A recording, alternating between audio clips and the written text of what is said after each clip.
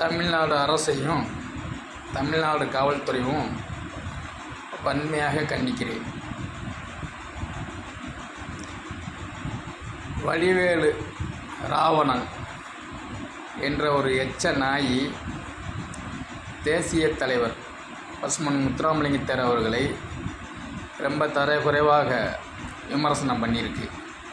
இதனால் தமிழ்நாடு முதலமைச்சர் அவர்களும் தமிழ்நாடு காவல்துறையும் உடனே அந்த விபச்சாரி மகன் மேலே உடனே நடவடிக்கை எடுக்க வேண்டும். இல்லை என்றால் ஆத்திரப்பட்டு அவசரப்பட்டு எங்கள் பயகள் எதனா பண்ணிட்டா எங்கள் பசங்களை நீங்கள் கைது பண்ணக்கூடாது.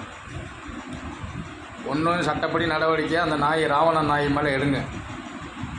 இல்லை என்றால் எங்கள் ஐயாவை பற்றி நாங்கள் பேசுனா அப்புறம் எங்களுக்கு செய்கிறத நாங்கள் பார்க்கறத நாங்கள் பார்த்துக்குறோம்.